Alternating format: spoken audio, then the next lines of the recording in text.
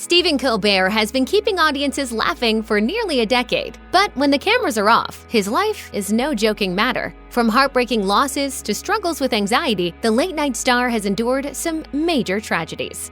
When Stephen Colbert was just 10 years old, his family faced the unthinkable. His father, James, and teenage brothers, Paul and Peter, were killed when Eastern Airlines Flight 212 crashed in Charlotte, North Carolina in 1974. The accident claimed the lives of a total of 72 people, including the Colberts. Stephen opened up about the loss on Oprah's Next Chapter and talked about how the experience influenced how he perceived himself. He said, "You have your name, but then you have a secret name. And that's a name that no one can ever really pronounce, because that's who you are. And there's a magic to your secret name. And that was my secret name, the loss of my father and my brothers." That loss was my name. Following the unexpected loss of his father and brothers, the then 10-year-old Stephen was left to grow up alone with his grieving mother. But in an interview with GQ, Colbert said that his way of handling such heartache was to simply embrace it. He explained, "You gotta learn to love the bomb. Boy, did I have a bomb when I was 10. That was quite an explosion, and I learned to love it." Without the company of his father and two brothers, Colbert dedicated much of his free time to reading as a child. He told the outlet, "I read a book a day, spent all of my allowance on books. Every birthday, confirmation, Christmas, books please, stacks of books." Since then, Colbert has proven his bookishness time and time again. Colbert's love of reading wasn't the only aspect of his adult life that stemmed from spending so much time with his mother. He admitted in an interview with Howard Stern that lightening his mother's spirits after what she went through was what first drew him to comedy. He explained, "I think there's no doubt that I do what I do because I wanted to make her happy." Their relationship, he revealed, was more codependent than most youngsters and their folks. He said, "I was there with my mom. She was there for me. And I sort of kept her going. Mom and I used to joke that I raised my mom because at a certain point it had changed her completely and it changed me completely."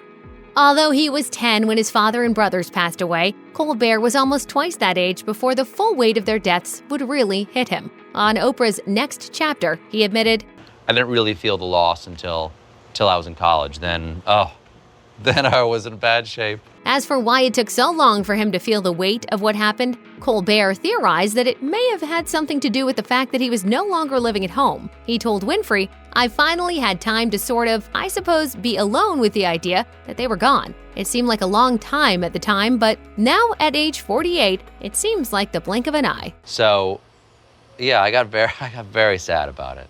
When Colbert was studying philosophy at Hampton-Sydney College in Virginia, he eventually found something that made him feel better: acting in school plays. As reported by the New York Times, Colbert told himself back then, "You'd be crazy not to take that as a hint. It's the only thing you work hard at." Colbert eventually transferred to Northwestern University in Chicago to study theater and drama, and he found the experience to be completely cathartic after having a tough 2 years in school. In an interview with writer-director Judd Apatow for GQ, he explained, "I was doing Stanislavski and Meisner, and I was sharing my pain with everyone around me. It was therapy, as much as it was anything."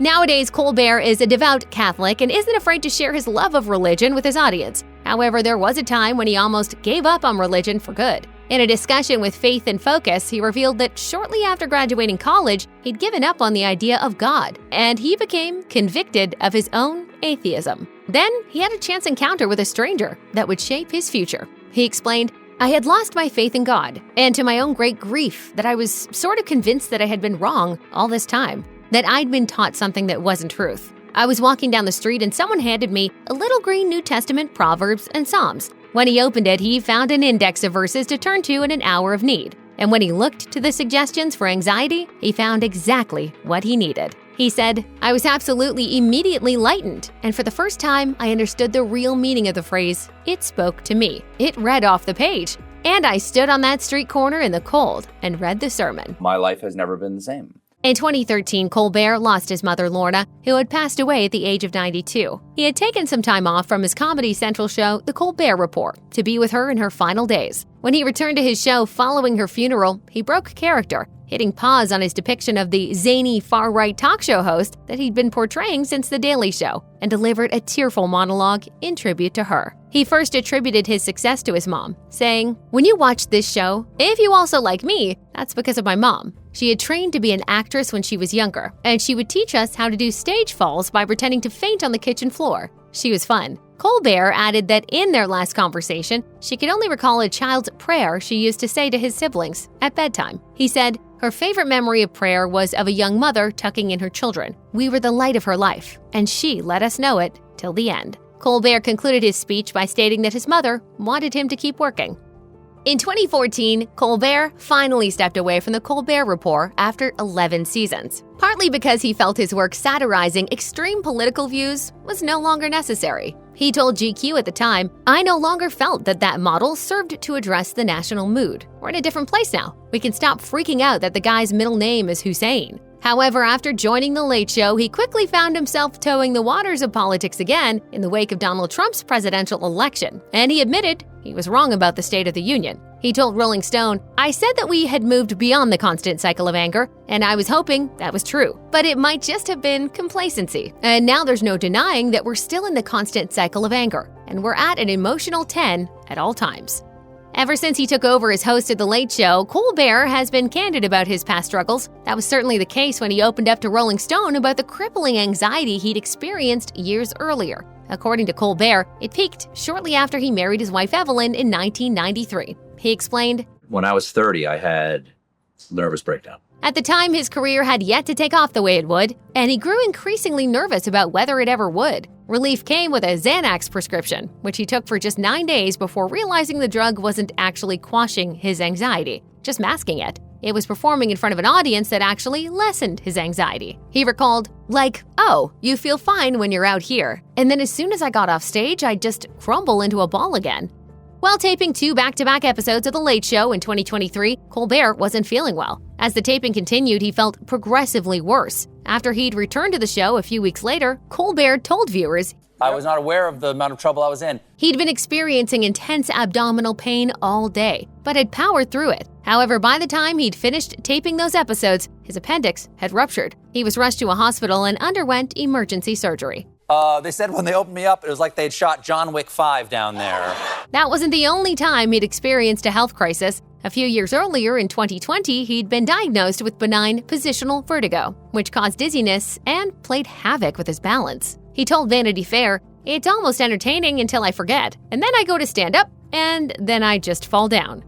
The tragic loss of his father and brothers when he was just 10 has continued to resonate with Colbert throughout his life. That childhood trauma, in fact, was the focus when he joined CNN news anchor Anderson Cooper for his All There Is podcast in 2022. As Colbert explained, revisiting that loss led him to realize how much it had molded him, and continued to do so in middle age.